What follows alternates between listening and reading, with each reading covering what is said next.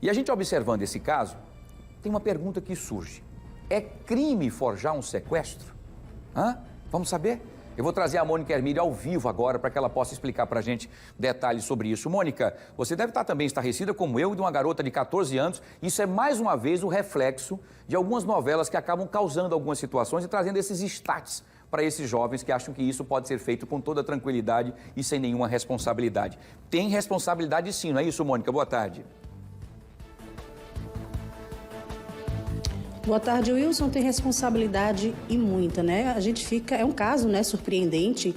Uma menina, né, tão jovem, 14 anos, com uma mentalidade dessa, forjar, até parece enredo de novela, né? Forjar um sequestro, forjar o próprio sequestro e pedir uma quantia dessa tão alta.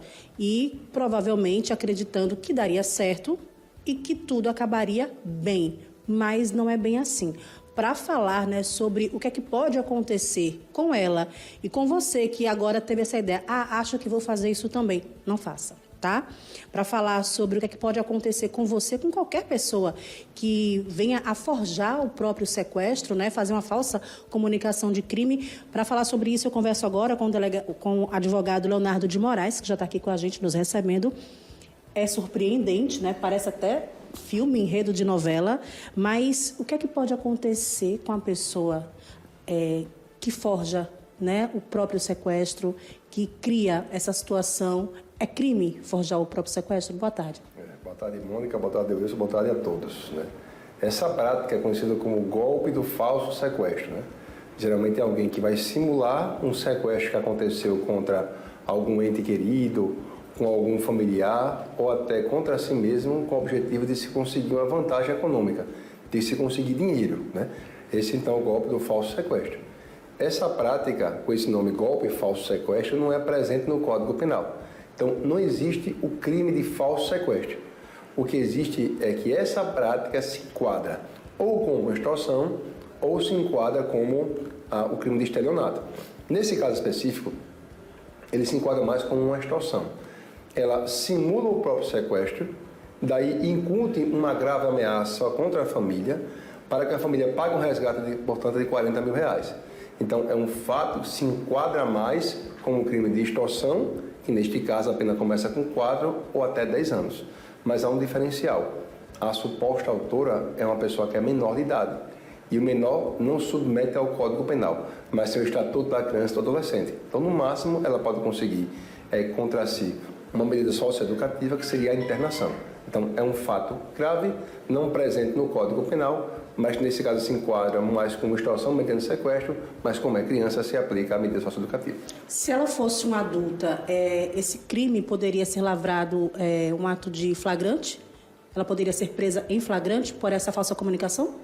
O flagrante é um crime que queima, né? Ele está acontecendo naquele momento. Se houver a comprovação, havendo alguém na fase adulta, de que naquele momento o crime estava se consumando, seria sim possível a prisão, né, em flagrante diante daquele fato que está acontecendo naquele momento. O fato que está queimando, está acontecendo exatamente naquela ocasião. Isso poderia acontecer. Mas perceba, há uma diferenciação para a extorsão mediante sequestro e para alguns casos como crime de estelionato. No estelionato você usa algum ardil, uma conversa ardilosa, algum meio fraudulento com o objetivo de enganar alguém, visando, então, a conquista de alguma vantagem econômica, dinheiro, como eu disse, né? Então, há uma diferenciação para o fato quanto ao adulto ou, então, quanto à criança ou adolescente. Mas, certamente é um fato reprovável, né? Não há justificativa para que isso venha a acontecer e são fatos que não ensejam a punições, tanto pelo Código Penal como pelo ECA. Isso também se aplica à adolescente? Ela já pode sofrer a medida socioeducativa de imediato? Ou passa por um processo com o juizado? O que acontece agora? Quais são os próximos passos? O que vai acontecer com essa garota? A legislação estabelece que para alguém com idade de até 12 anos ela é uma criança. Entre 12 e 18 anos é adolescente. Havendo autores com esta idade, você submete ao Estatuto da Criança e Adolescente. Após 18 anos, você aplica o Código Penal. Cada estatuto desse, Código Penal e o ECA, tem procedimentos próprios. Então, o que é normal? Que será formulado uma representação, né, colocando lá o resumo das investigações que foram feitas, depoimentos que foram prestados, a comprovação de que houve falso sequestro. Os autos, então, serão encaminhados ao Ministério Público, que, portanto, poderá apresentar uma peça Nessa petição, ela vai narrar o fato como aconteceu, depois haverá uma audiência e no final poderá ser aplicada a medida socioeducativa. Então, perceba que esse procedimento é algo que é estabelecido em lei. A lei para essa idade não estabelece pena, mas medida socioeducativa, mas logicamente com efeito dissuasório, né, para que isso aí não venha mais se repetir. Pois é.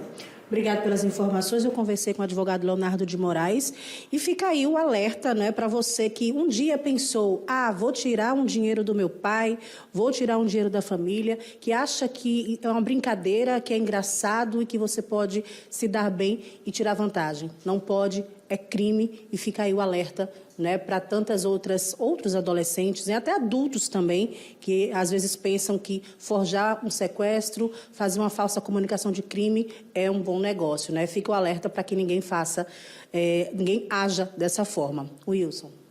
Muito bem, Mônica. Deixa eu aproveitar, o doutor Leonardo está com o nosso ponto, eu queria o nosso repórter cinematográfico abrir para a gente poder fazer a pergunta para o doutor Leonardo de Moraes, que é advogado criminalístico, professor, competentíssimo.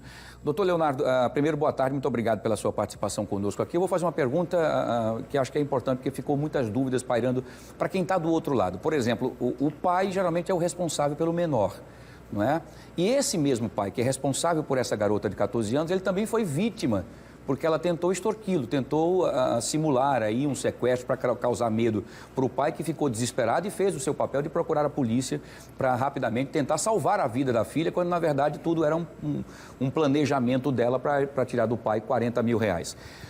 Como é que acontece agora? O coitado do pai está numa situação complicada, porque ela vai ter aí as medidas socioeducativas e ele se responde por algum motivo, alguma situação, por ser o pai responsável, já que ele também é a vítima. Como é que fica essa situação? Wilson, neste caso, o pai não responde por ato nenhum, né? Nós sabemos que no campo civil existe uma responsabilidade, né, dos pais em relação aos seus filhos, né? Qualquer ato que o filho faça, o pai, portanto, é o responsável. Isso acontece no campo civil. No campo penal, isso não vai acontecer. Por quê? Porque o pai, você percebe há um desgrudamento, uma separação muito forte da responsabilidade da filha para o pai. O pai sequer tinha conhecimento.